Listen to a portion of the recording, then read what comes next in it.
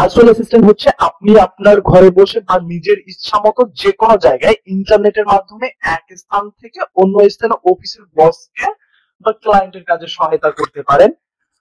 আর এগুলোকেই virtual assistant বলা হয়ে থাকে। ভার্চুয়াল সহায়তা একটা জনপ্রিয় অনলাইন কাজ যেখানে ব্যক্তিরা প্রশাসনিক, প্রযুক্তিগত বা সৃজনশীল সহায়তা প্রদান করে দূর থেকে ব্যবসা পরিচালনা করতে পারে। ভার্চুয়াল সহকারীকে আমরা ভিএ নামে চিনে থাকি এবং এই ভার্চুয়াল সহকারীতে আপনি আপনার একটা জায়গায় স্থানান্তর করতে হলে আমি আপনাদেরকে আজকের এই ভিডিওতে 8টা স্টেপ মোটামুটি আইডিয়া দিয়ে দেব। যদি আপনারা এই আইডিয়া গুলো মেনটেন করেন তাহলে আপনারা এই ভার্চুয়াল জগতে আপনারাও কিন্তু আপনাদের জায়গা স্থানান্তর করে নিতে পারবেন। এখানে মোস্ট ইম্পর্টেন্ট নাম্বার ওয়ানে যেটা সার্ভিসটা মোস্ট ইম্পর্টেন্ট, কারণ এটা আপনার লাগবেই। যদি আপনার সার্ভিস যদি বেটার না হয়, আপনার যদি স্কিল ভালো না থাকে, আপনি কিন্তু এই ভার্চুয়াল জগতে ততটা বেটার কিছু করতে পারবেন না, ট্র্যাক হয়ে যাবেন এক কথায়।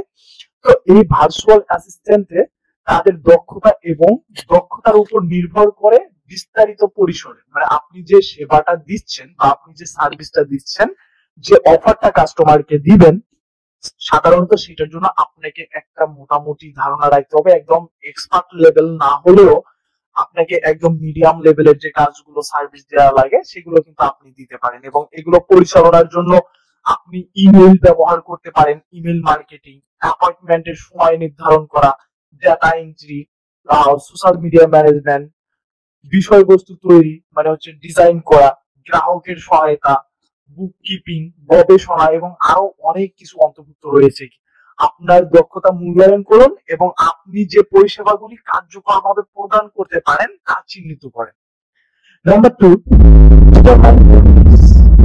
আপনাকে ফাইন্ড করতে হবে আপনি একটা ক্যাটাগরির মধ্যে আছেন। ধরেন আমি ডিজিটাল মার্কেটিং অথবা গ্রাফিক্স ডিজাইনের কাজগুলো পারি অথবা ওয়েব ডেভেলপমেন্ট পারি, হ্যাঁ আমি ফুল প্রোগ্রামিং পারি, বাট এগুলোর আওতায় কিছু নিশ থাকে।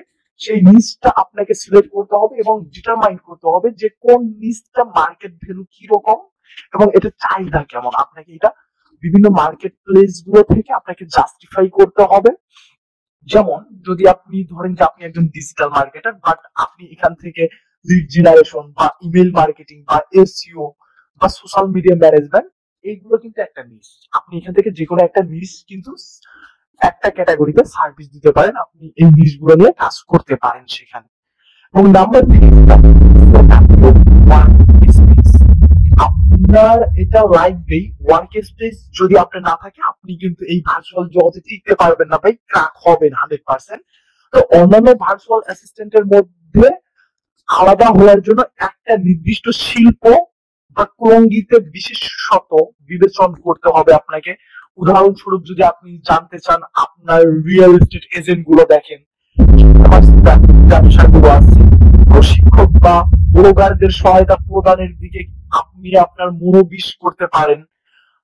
আপনার স্পেশালিস্ট যে দিকগুলো আছে আপনাকে একটা নির্দিষ্ট শ্রোতাকে টার্গেট করতে হবে এবং তাদের প্রয়োজনীয় এবং অপ্রয়োজনীয় আপনাকে জানতে হবে, বুঝতে হবে এবং সেই হিসাবে আপনাকে আপনার মার্কেটিংটাকে পরিচালনা করতে হবে। কোনোভাবে এড়িয়ে চলার মতো না। এটা মোস্ট ইম্পর্টেন্ট আপনার জন্য। আপনি যে পরিষেবাটা দিচ্ছেন কিভাবে এটা চার্জ করবেন তা কিভাবে নির্ধারণ করবেন।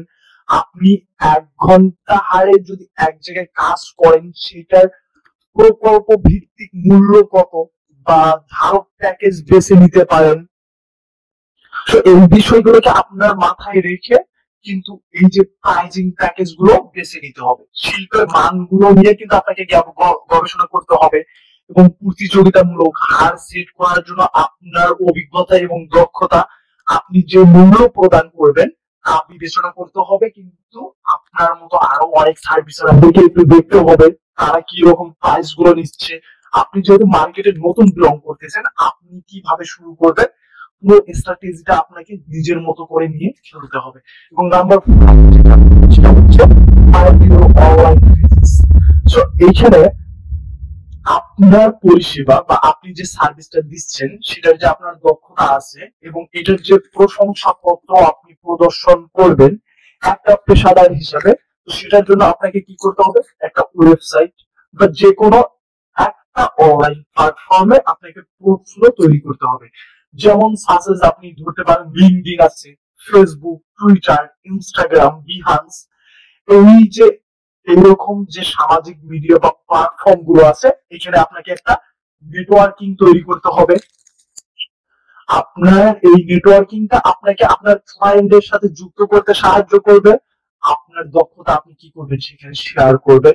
প্রাসঙ্গিক অনলাইন সম্প্রদায় এবং ফার্ম গুলো যেগুলো থাকে সেই ফার্মে জয়যুক্ত হবেন এবং সেখানকার যে মন্তব্যগুলো আছে একটু অ্যানালাইজ করবেন।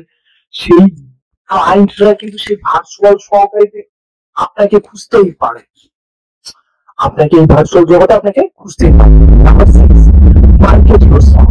বিভিন্ন চ্যানেলের মাধ্যমে আপনি আপনার পরিষেবাগুলো প্রচার করতে পারেন, বিজ্ঞাপনের মাধ্যমে, ব্লগ পোস্ট লিখে বা আপনার ক্লয়িং সম্পর্কে বা আপনার সার্ভিস সম্পর্কে ভিডিও তৈরি করে সামগ্রী বিপণন ব্যবহার করতে পারেন। আপনার ওয়েবসাইটে সম্ভাব্য ক্লায়েন্টদের আকৃষ্ট করতে বিনামূল্যে সংস্থান বা অপ্ট ইন ইনসেন্টিভের অফার করতে পারেন। আপনার নাগাল প্রসারিত করতে শিল্প ব্লগে অতিরিক্ত পোস্টিং বা অন্যান্য পেশাদারদের সাথে সহযোগিতা করার কথা বিবেচনা আপনার লক্ষ্য যে সার্ভিসটা আছে, আপনার যে নিচটা আছে, এই ব্যবসা বা সেই ব্যক্তিদের কাছে পৌঁছানোর মাধ্যমে সরাসরি সম্ভাব্য ক্লায়েন্টদের কাছে যান। যেমন আমি যে সার্ভিসটা দিচ্ছি, ফর এক্সাম্পল লোগো ডিজাইন, এই লোগো ডিজাইনটা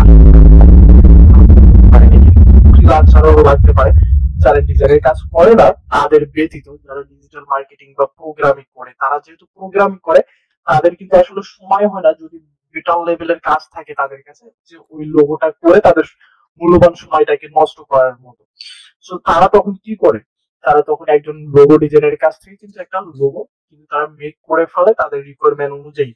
তো এইরকম আপনাকে আপনার ক্লায়েন্ট পট করতে হবে, যেমন ক্লায়েন্ট কোন ইন্ডাস্ট্রির ওনার গুলো হবে তাদেরকে আপনি তাদের ইমেল কালেক্ট করেন লিড জেনারেশনের মাধ্যমে, একটা ইমেলের মাধ্যমে তাদেরকে আর একটা ইনস্ট্রাকশন বা একটা যাতে সেই মেলটা যাতে যখন আপনি তাদেরকে সেন্ড করবেন তারা জানে যাতে একটু হলেও দেখার সাথে সাথে আপনার মেলটা পড়ে এবং আগ্রহ প্রকাশ করে আপনার সাথে কাজ করার এমন কিছু মেলের মধ্যে লেখেন, তাহলে দেখবেন যে আপনি আপনার ক্লায়েন্টের কাছে সহজেই পৌঁছে যেতে পারবেন। এবং আপনাকে একটা মোটামুটি সংযোগ তৈরি করতে হবে, সম্পর্ক তৈরি করতে হবে অনলাইন এবং অফলাইন উভয় ক্ষেত্রে, শিল্প সম্মেলন বা নেটওয়ার্কিং যে ইভেন্ট গুলোতে যোগ দিতে হবে, কাজের সুযোগ খুঁজতে আপওয়ার্ক, ফ্রিল্যান্সার সহ বিভিন্ন ধরনের ওয়েবসাইট গুলোর মতো ফ্রিল্যান্সিং প্ল্যাটফর্ম গুলোতে যোগ দিতে হবে। এবং নাম্বার সার্ভিস। সো একবার আপনি ক্লায়েন্টদের সুরক্ষিত করতে পারলে, উচ্চমানের কাজ সরবরাহ করতে পারলে, সময়সীমা পূরণ করতে পারলে এবং কার্যকর ভাবে সেই ক্লায়েন্ট গুলো কিন্তু আপনার সাথে আবার যোগাযোগ করবে এবং আপনাকে আবারও কাজ প্রোভাইড করবে। সো আপনাকে এই জায়গাটায় মাইন্ড সেট আপে আপনার রাখতে হবে যে আপনার মাইন্ডে এটা খুব সুন্দর করে গেঁথে রাখতে হবে যে আমি যদি একটা কাজ পাই আমার ক্লায়েন্টের এবং সেটাকে আমি 100% ইফোর্ট দিয়ে যথেষ্ট পরিমাণ বেটার কাজ দেব তার রিকোয়ারমেন্ট অনুযায়ী এবং তার নির্দিষ্ট সময়ের মধ্যে, তাহলে কিন্তু সেখান থেকে তার নেক্সট প্রজেক্টের জন্য আপনি প্রত্যাশা করতেই পারেন যে আপনি কাজটা পাচ্ছেন।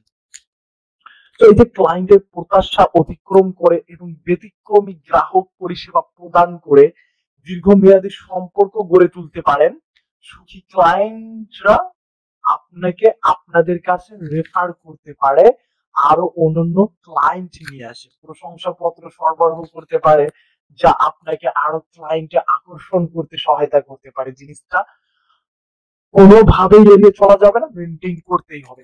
বাট রিমেম্বার ইট, একজন ভার্চুয়াল অ্যাসিস্ট্যান্ট হিসেবে আপনার সাফল্য নির্ভর করে আপনার সময়কে কার্যকরভাবে পরিচালনা করার, ক্লায়েন্টের সাথে যোগাযোগ করার এবং পরিবর্তনশীল চাহিদার সাথে খাপ খাইয়ে নিতে আপনার দক্ষতা ক্রমাগত আপগ্রেড করার ক্ষমতা। সক্রিয় থাকুন, শিখতে থাকুন এবং ভার্চুয়াল সহায়তা শিল্পে উন্নতির জন্য আপনার ক্লায়েন্টদের কাছে ধারাবাহিকভাবে মূল্য প্রদান করুন, দেখবেন আপনি আছেন এই মার্কেটে।